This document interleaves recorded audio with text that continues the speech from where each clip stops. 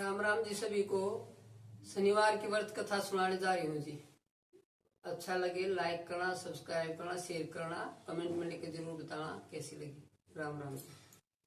शनिवार की व्रत कथा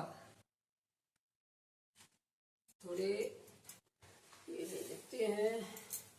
काले तिल लेके कथा सुनती हूँ मैं। काले तिल ले लिए थोड़े हाथ में। शनिवार व्रत कथा। एक समय सूर्य, चंद्रमा, मंगल, बुध, बृहस्पति, शुक्र, शनि, राहु, केतु इन 9 ग्रहों में विवाद हो गया कि इसमें सबसे बड़ा कौन है।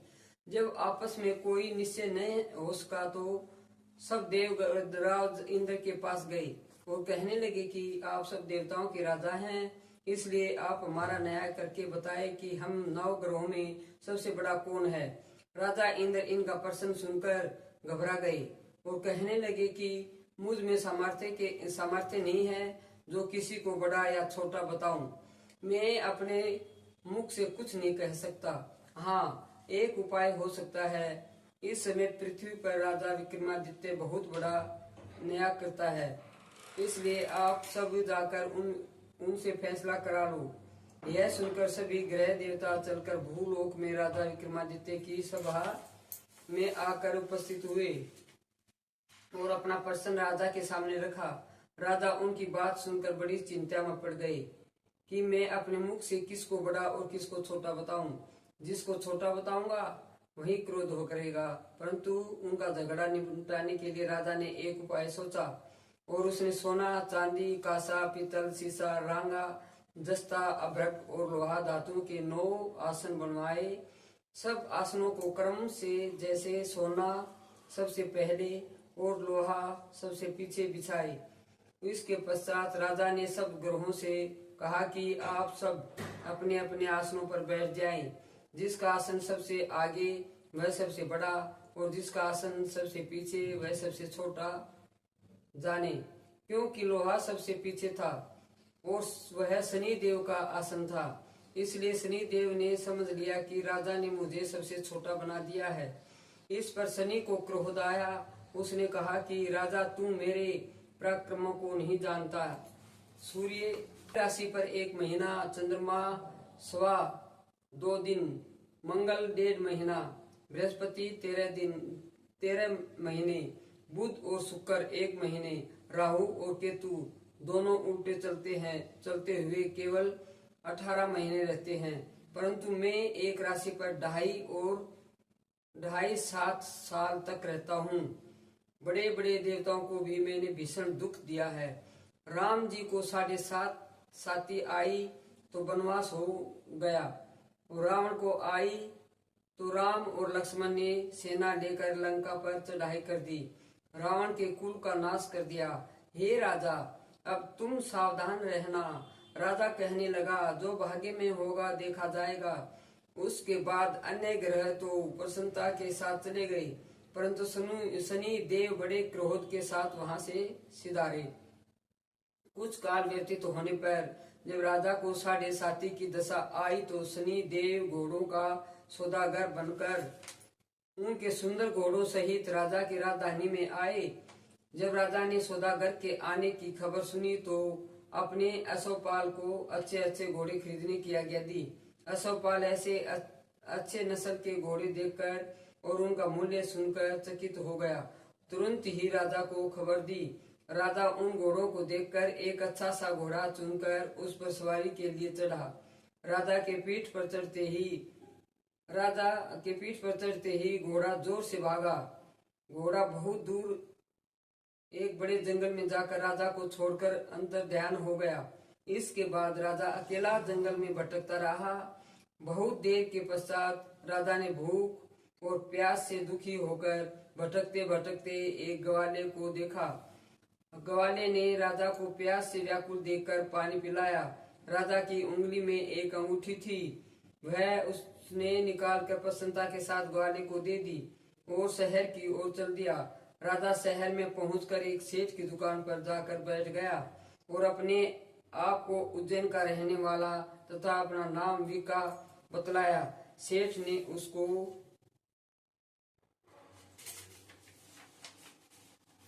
कुलीन मनुष्य समझकर जल आदि पिलाया। भाग्यवश उस दिन सेठ की दुकान पर बिक्री बहुत अधिक हुई। तब सेठ उसको भाग्यवान पुरुष समझकर भोजन कराने के लिए अपने साथ ले गया। भोजन कराते समय राजा ने एक आश्चर्य की बात देखी। खुट्टी पर हार लटक रहा था और वह खुट्टी उस हार को निगल रही है। सेठ को कमरे में हार न मिला तो सब ने यही निश्चय किया कि सिवाय विक्का के और कोई इस कमरे में नहीं आया, इसलिए अवश्य ही उसी ने हार चोरी किया है।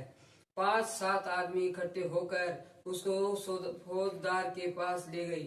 फौजदार ने उसको राजा के सामने उपस्थित कर दिया और कहा कि ये आदमी तो भला प्रतीत होता है, चोर नहीं मालूम होता, परंतु सेठ का कहना है कि इसके सिवाय और कोई घर में आया ही नहीं, अवश्य ही इसी ने चोरी की है। राजा ने आज्ञा दी कि इसके हाथ पैर काटकर चौरंगिया किया जाए। राजा की आज्ञा का तुरंत पालन किया गया और विक्का के हाथ पैर काट दिए। कुछ काल व्यतीत होने पर एक तेली उसको अपने घर ले गया। विक्का कोलू पर बैठा हुआ अपनी जुबान से बैल हाँकता रहता। कुछ वर्षों में शनि की दशा समाप्त हो गई। एक रात को वह वर्षा ऋतु के समय मल्हार राग गाने लगा।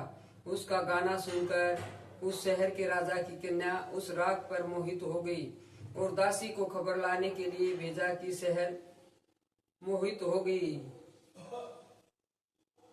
और दासी को खबर लाने के लिए भेजा कि शहर में कौन गा रहा है।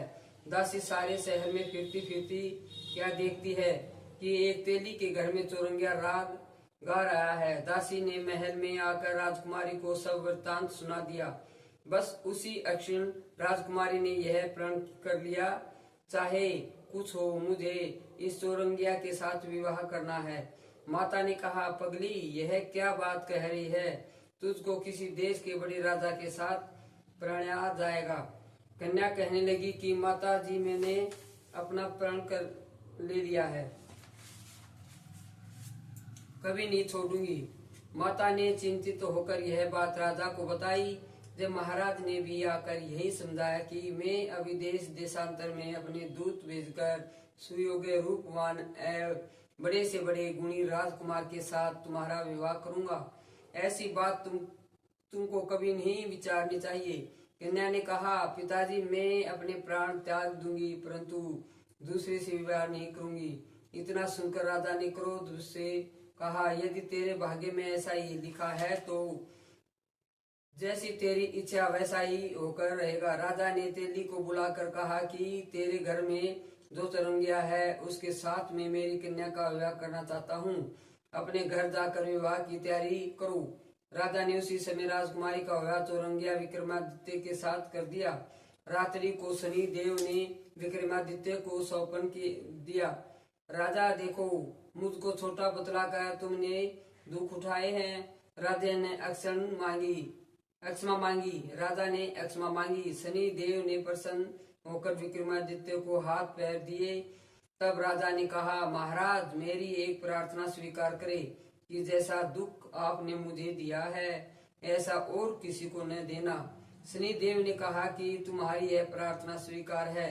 जो मनुष्य मेरी कथा सुनेगा या कहेगा उसको मेरी दशा में कभी किसी प्रकार का दुख नहीं होगा, और जो नित्य ही मेरा ध्यान करेगा और चींटियों को आटा डालेगा उसके सब मनोरथ पूर्ण होंगे। इतना कहकर शनि देव अपने धाम को चले गए।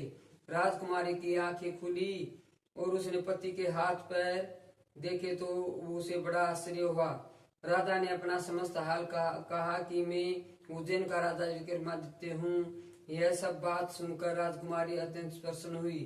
प्रातःकाल राजकुमारी से उसकी सखियों ने पूछा तो उसने अपने पति का समस्त वृत्तांत कह सुनाया। सब ने प्रसन्नता प्रकट की और कहा कि ईश्वर ने आपकी मनोकामना पूर्ण कर दी। जब यह सेठ ने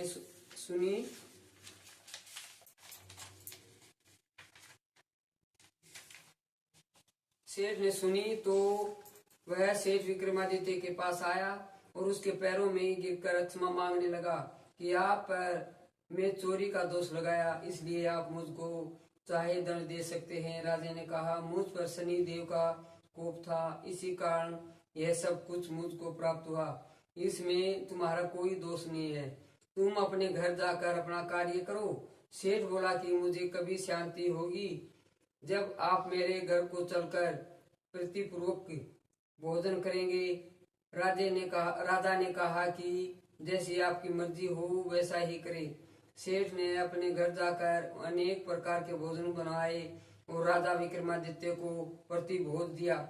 जिस समय वे भोजन कर रहे थे, एक अत्यंत आश्चर्य की बात सबको दिखाई दी।